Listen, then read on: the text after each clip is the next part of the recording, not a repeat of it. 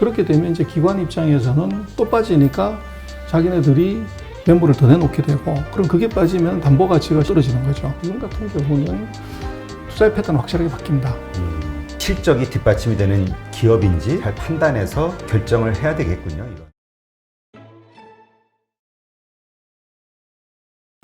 네, 지금 그 중국 증시가 2월 이후에 계속 하락하고 횡보하고 하는 그런 모습을 보이고 있는데, 이 원인은 어디에서 찾을 수 있을까요?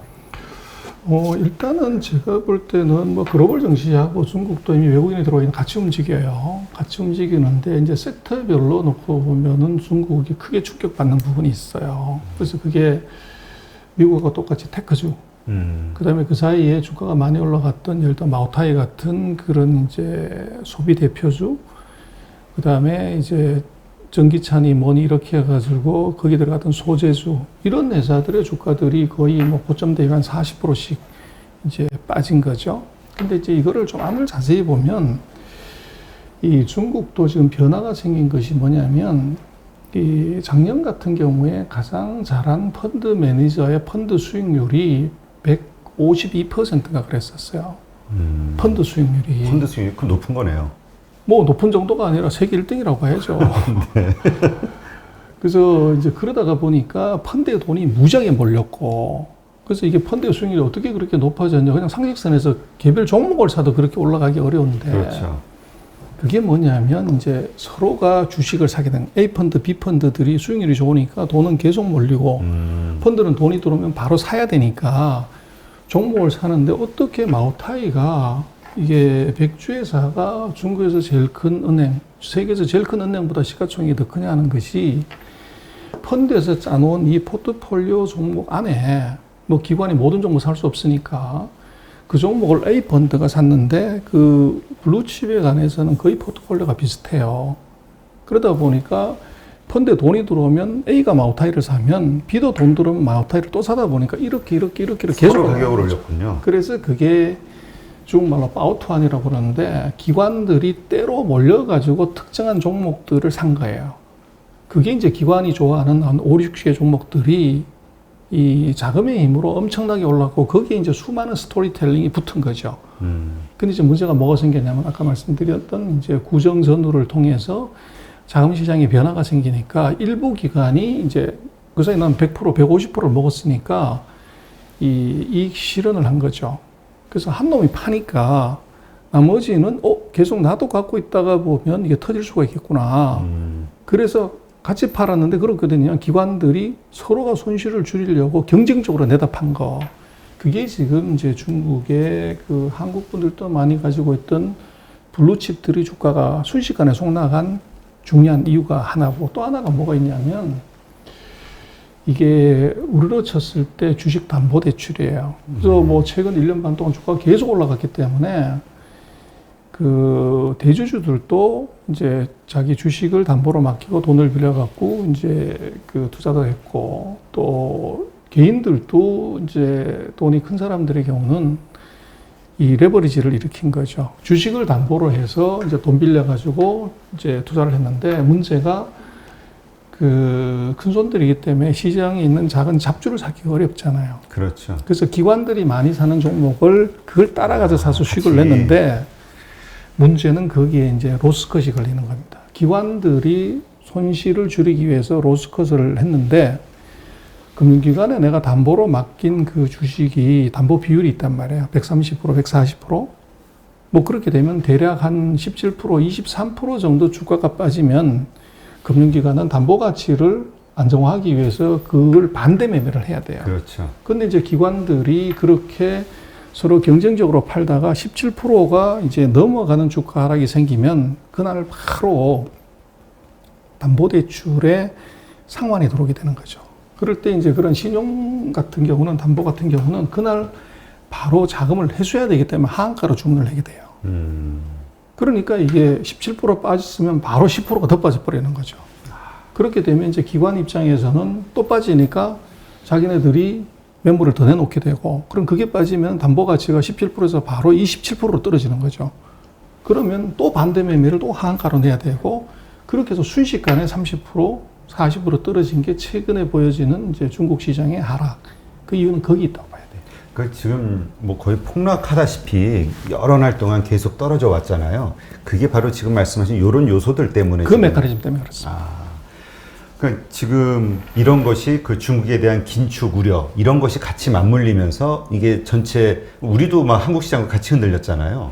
이런 것들이 결국은 그 좀 무리한 그 과도한 투자 열풍에서 빚어진 어떤 현상이라고 봐야겠군요. 그래서 이제 제가 볼 때는 투자 스타일의 변화예요. 뭘 봐야 되냐면 저는 두 가지를 보는데 하나는 코로나19가 안정화되고 있다는 거죠. 미국이 마스크 쓰고서도 안정이 됐고 이게 그 백신을 맞으면서 안정이 되는 두 가지가 같이 나면서 이게 확 떨어지는 거예요. 그렇게 되면 뭐가 되냐면 지금까지 경기의 화랑은 오로지 금융시장만의 단독 플레이였다고요. 근데 이거에 드디어 실물 경제가 사람들이 활동을 하게 되면 실물 경제가 올라가기 때문에 그렇게 되면 시장의 관심은 뭐 실물하고는 관계없이 때로 올라갔던 이제 꿈만 있던 주식 이거에서 이제는 탄탄하게 실력이 좋아서 올라가는 쪽으로 그쪽에 관심이 자연스럽게 몰리는 뭐 이제 금융으로 얘기를 했을 때 유동성 장세에서 실적 장세로 전환하는 그 국면이 지금 국면인 것 같아요. 그래서 그 국면에서는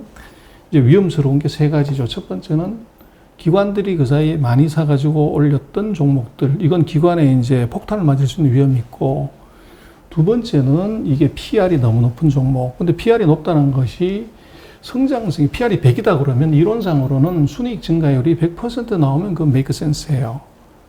근데 이익이 좋아졌는데 왜 빠지나 그러는데 이게 순이익 증가율이 30%, 뭐 30%도 훌륭하죠 지금 같은 경우는. 그렇지만 이게 PR이 100이라고 하면 100%를 맞춰야 되는데 30%못 가게 되면 이것은 이게 주가가 70%만큼이 과대평가되어 있다는 거죠. 네. 그래서 그런 이제 PR이 100 넘어가고 200 넘어가는 0이 몇 개 붙는 고포 종목들 이게 전부 이제 여기 대상이 되죠.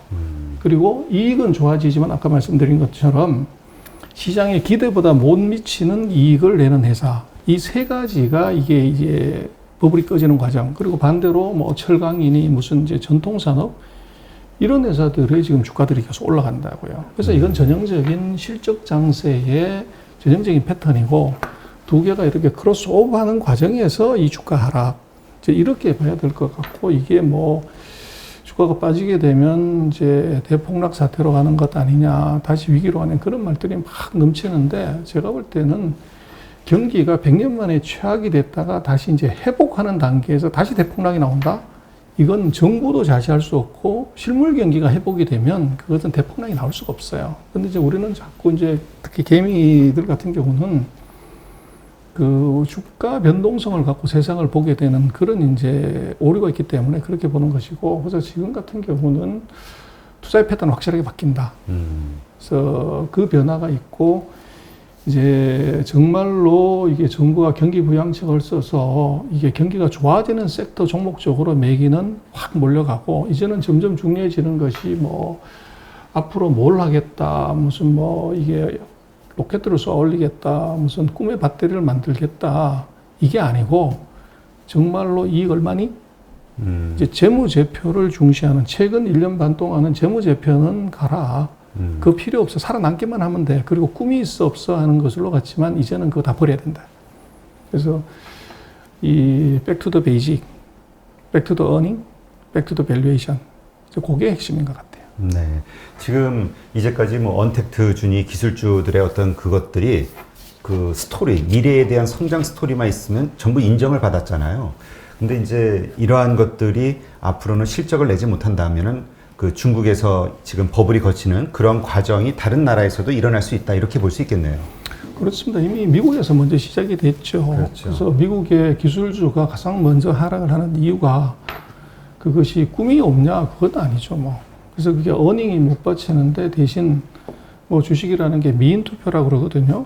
얘가 이뻐 보였는데 우리 미스터롯에서 이 노래 잘하는 친구 대단하다고 그러는데 그보다 더 노래 잘하는 친구가 또 나온 거죠. 그렇게 되면 관중의 관심은 이쪽으로 흘러가는 거고 그렇다고 그래서 미스터롯의 판이 깨지냐? 그건 전혀 아니라는 거죠. 네.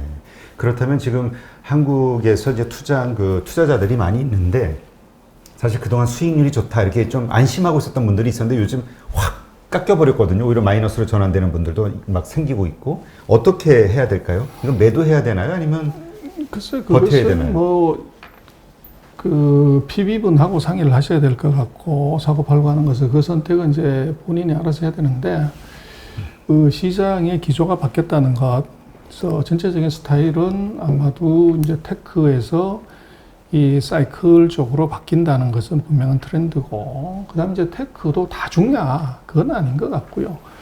폭등했다가 다시 떨어졌다가 제자리로 가는 놈이 있을 거고, 여기서 다시 이제 재상승하는 놈이 있을 것 같아요. 그래서 재상승하는 놈은 이게 꿈도 있고, 이게 실적도 받칠 수 있는 회사는 지금은 뭐 테크라고 이름 붙으면 예전에는 훈장이었지만 지금은 이제 수갑이 돼버린 거죠. 그래서 한꺼번에 같이 푹 떨어졌는데 이거 차별화가 생길 겁니다. 네. 그래서 그 지금 갖고 있는 테크 같은 경우는 제가 볼 때는 차별화를 해봐야 된다. 스크리닝 해보고 말씀하신 꿈의 주식은 이것은 굉장히 리스크해 보이고 이 꿈도 있고 거기다가 시장의 기대만큼은 아니지만 어닝이 받쳐지는 회사 같으면은 그것은 이게 장이 다시 좋아지기 때문에 그것은 이제 위로 올라가는 그림 그게 나올 것 같아요. 그래서 다시 제가 볼 때는 기업 재무제표를 그 기업들이 이제 실적 발표하고 나면서 가이드언스를 제공하죠. 우리가 다음 분기, 상반기는 어떨 것 같다. 그게 핵심일 것 같아요. 그걸 자신 있게 이제 얘기하는 회사는 뭐 주가가 좀 하락했다고 하더라도 그것은 이제 리커버할 가능성이 있고 그 얘기 안 하고서 이제 계속적으로 이제 구름 잡는 얘기하면 그건 굉장히 리스크가 있다고 봐야 되겠죠. 네. 그러면 지금 실적 장세라고 표현을 하셨는데 그러면 이게 그 이제까지 그 우리 강세장이라고 표현을 해왔지 않습니까? 이 강세장에서의 지금이 증시 조정 구간이라고 보시나요? 아니면 하락으로 전환되는 하나의 과도기 현상으로 보시나요? 그래서 이제 보시는 분마다 상황이 다른데 지금 전 세계의 실물 경기가 이게 지금 회복하고 시작을 한 중이잖아요. 네. 그래서 그게 이제 피크아웃이다 이렇게 보는 거 좀 가고 두 번째는 이게 각국의 정부 당국자들이 돈을 이제 회수하겠다고 그러면 그건 이제 경기가 진짜 좋아진 거예요. 근데 네. 중국도 그렇고 한국도 그렇고 미국도 어느 나라도 지금 경기가 좋아서 돈을 회수하겠다고 하는 나라가 단 한 나라도 없어요. 그렇게 보면 이제 말씀하신 걸로 보면 전자가라고 봐야죠. 후자보다가는. 근데 이제 대신 이제 그것은 투자가들의 심리 속에서는 이게 이제 급락의 위험성을 우리는 이제 다시 불경기로의 회귀라든지 또는 이제 대폭락의 전조 그렇게 이제 심리상으로는 그렇게 보지만 제가 볼 때는 뭐 하루에도 사람 마음 12번도 더 변하는데 네. 그걸 보지 말고 실물 경기하고 정부 정책을 그걸 정확하게 볼 필요가 있을 것 같아요. 그래서 최근 그 1년 반, 2년 동안의 금융시장은 금융시장 안만의 리그를 한 것이고 이제는 이제 다른 리그가 하나 더 들어온 거죠. 그래서 그 리그랑 같이 합해서 이제는 보는 눈 거기서 이제 변화가 생기는 새로운 물길이 들어오는데 그 물길은 안 보고 옛날 얘기만 하는 것은 그건 아닌 것 같아요. 오히려 이제 진정한 경기 회복 또 튼튼한 이제 상승 그러고 생각을 해보면요. 100년 만에 나타난 대불황 다음번에 크게 정부가 사고만 안 치면 더 이상 나빠질 게 없어요. 그러면 거기에 대해서 새로운 스타가 지금은 이제 예를 들면은 소위 말하는 꿈이 있는 테크 스타들이 앨런 머스크 같은 스타드가 나타났지만 다시 경기 회복기에는 앨런 머스크하고는 또 다른 스타일의 영웅이 나타나는 거죠. 네. 이제 그거를 제가 볼 때는 뭐 열심히 파악하고 연구하고 뽑는 노력이 필요하고 너무 과도하게 시장에 대해서 그것을 주가 등락폭으로 경기를 보고 시장을 보는 것 아까도 말씀을 드렸지만 이게 시장 내부의 수급의 문제가 지금 있는 거거든요. 네. 그래서 그거를 너무 과대평가할 필요는 없는 것 아닌가 싶습니다. 네, 그렇군요.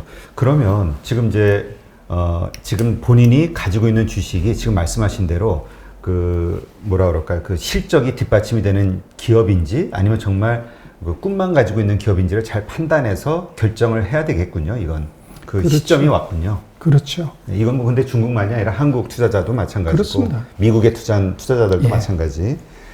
정말 이 상황이 급변하네요. 그 분위기는 불과 몇 달 전만 해도 그 스토리 있는 기업이 정말 세상을 다 가질 것처럼 그런 분위기였는데 하루아침에 이렇게 바뀔 수 있다는 게 너무 이 변동성이 강한 거 아닌가 싶은 생각이 드는데 일단 그 홍콩 증시에 대해서도 좀 질문을 드리겠습니다. 지금 알리바바, 바이두, 중국판, 유튜브로 불리는 비리비리 이런 곳들이 이제 홍콩 증시에 계속 상장을 하면서 이제 그 홍콩 사태로 이제 홍콩 시장이 금융시장으로서 이제 망가지는 거 아니냐, 끝난 거 아니냐 이런 얘기가 있었는데 이게 다시 뭐 살아나는 건가요?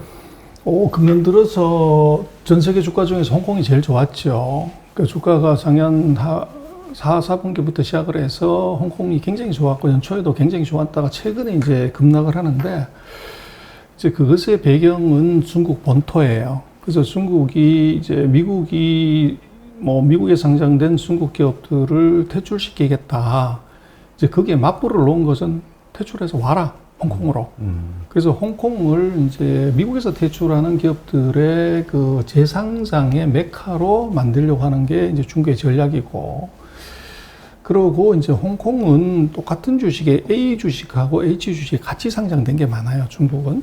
근데 이제 문제는 말씀하신 것처럼 홍콩 사태 때문에 이게 시장이 나빠가지고 똑같은 회사인데 주가가 홍콩이 많이 낮았던 거죠. 네. 그러다 보니까 이제 중국 본토 입장에서는 새로 펀드에 돈이 들어왔을 때 중국 회사니까 이게 홍콩하고 중국하고 가격 차가 많이 나는 홍콩 주식을 사면 수익률이 더 높은 거죠. 그렇죠. 그래서 이제 작년 말 금년 초에 그 역대로 중국 본토에서 홍콩으로 몰려간 펀드 자금이 사상 최대였어요. 아, 그래서 홍콩 증시가 더 오를 수 있는 그래서 계기가 올라갔어요. 올라갔는데 이제 그러다 보니까 무슨 문제가 생기냐면 중국 본토 증시가 조금 이제 영향을 받을 수가 있고, 그러다 보니까 이제 중국의 당국이 오피셜리 뭐 하지 말란 얘기를 안 했는데 두 가지를 하게 되는데, 하나가 그 100억 위안, 그래서 1조 7천억 이상의 펀드를 발매하지 마라.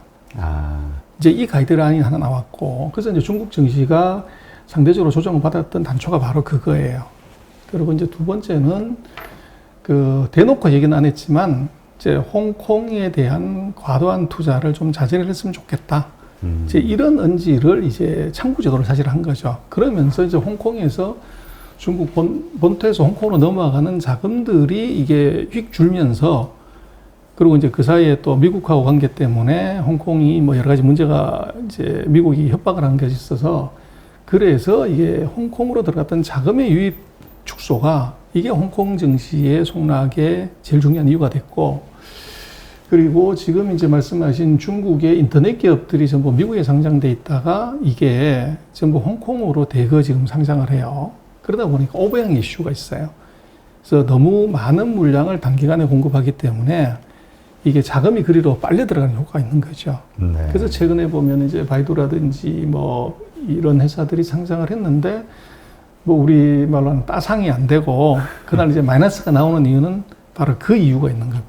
그래서 뭐 시장의 수급에 관한 문제도, 그러나 중국의 전략은 홍콩 시장을 미국에서 퇴출하는 기업들의 제2상장지로 만들겠다고 하는 정책은 변함이 없는 것 같아요. 그래서 지금은 이제 단기적인 그런 수급의 영향 때문에 영향을 받는 것 같고, 앞으로 아마 제가 볼 때는 아시아에 있는 인터넷 주식을 투자를 하려고 하면은 전 세계가 다 홍콩으로 올 가능성이 있어요. 그래서 미국에 상장되어 있는 인터넷 회사들이 대부분 다 중국인데 얘들이 다 싹 빼가지고 이리 온단 말이에요. 그렇게 되면 전 세계의 시가총액으로 봤을 때 이제 홍콩의 인터넷 이 마켓캡이 가장 커지게 돼요. 네. 아시아 종목들로는. 그러면 돈들이 글로벌 포트폴리오를 구성하는 쪽에서 아시아의 인터넷 주식을 사려면 홍콩으로 올 수밖에 없는 거죠. 그래서 그러다 보니까 제가 볼 때는 홍콩 같은 경우는 중국 정부의 정책, 그리고 앞으로 거기에 이제 몰려올 수밖에 없는 기업들의 내용을 보면 아마도 아시아 테크주의 메카가 홍콩이 될 가능성이 있어 보여요. 네.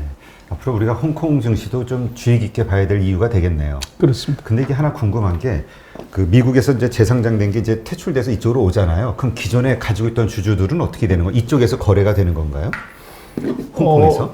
그래서 이제 그게 그 이론상으로는 그런데요. 문제는 이제 홍콩, 그 원래는 이제 상장 폐지를 하게 되면, 자진 상폐를 하게 되면 미국에 상장돼 있었을 때 그 소액 주주들한테 그거 다 사줘야 돼요. 아, 기업 자체가? 그렇죠. 상환하고 해야 되는데, 문제는 이게 주가가 $100 하다가 상장 폐지한다 그러면 우리도 그렇지만 $10, $5로 떨어지죠. 네. 그래도 손실이 엄청나게 커져버리는 이런 일이 벌어지니까 투자가들은 이제 손실을 보게 되죠. 그 대신 이제 그 강제 상폐를 한다. 미국 정부가 강제로 상장 폐지를 시켜버리면 그 안 사줘도 되는데 그럼 그 주주가 그대로 따라오게 되죠. 그럼 네. 재상장하게 되면 홍콩에서 내 지분을 그대로 갖고 있게 되는 것이고. 그래서 지금 미국 뭐 어제도 보니까 그렇고 미국 시장에서 중국 주가가 하락하면서 이 미국에 상장된 중국 기업들을 대거 상장 폐지시키려고 해서 그 쇼크를 받았다. 이제 그렇게 얘기하는데 그건 좀 넌센스인 것이 그 외국인 지금 외국회사 책임법이라는 것이 이제 통과가 됐는데 이 부실 해결을 한 중국 기업들을 퇴출시키는 법이에요. 네. 그런데 그것은 뭐 중국 기업이랑 다 퇴출시키는 게 아니고 2024년까지 재무제표를 감사를 해서 거기서 부실 회계가 있을 때 강제 상폐를 시키는 거예요. 네. 그리고 지금 미국이 그러면은 강제 상폐를 그럼 중국 기업 다 상장 폐지시켜야겠다. 그럼 속이 시원하죠. 그러나 문제는 바이든이 그렇게 할 수 있냐? 못합니다. 못하는 그렇죠. 이유는 미국에 상장했을 때 그 투자가 전부 미국 사람이잖아요. 그렇죠. 그 상장 폐지를 했을 때 아리바바, 탄센트, 바이두가 바이두가 상장 폐지를 하게 되면 휴지 조각이 되면 미국의 투자가들 뭐 당장 아카펀드부터 이거 손해가 엄청나게 커지는데 그걸 그냥 감내할 수 있냐? 그리고 또 미국이 바깥파처럼 보이지만 법치국가예요.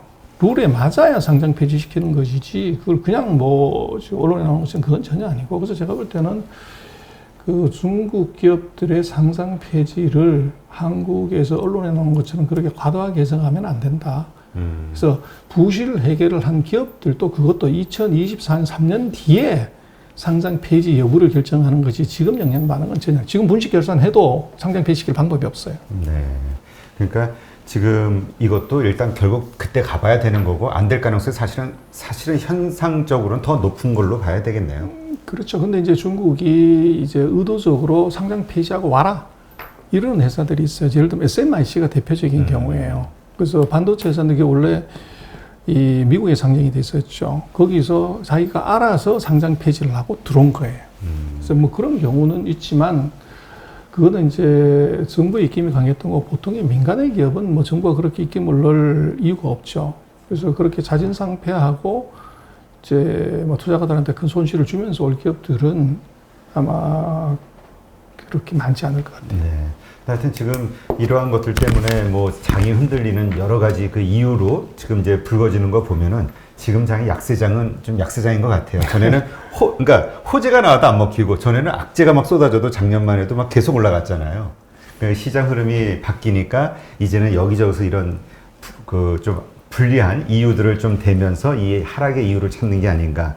하여튼 이럴 때일수록 말씀하신 대로 기업 실적, 펀더멘탈에 집중하는 투자 이게 정말 중요하겠네요. 그럴 것 같습니다. 네, 알겠습니다. 오늘도 정말 좋은 인사이트를 함께 해주신 전병서 소장님께 감사드립니다. 네, 맞습니다. 수고하셨습니다.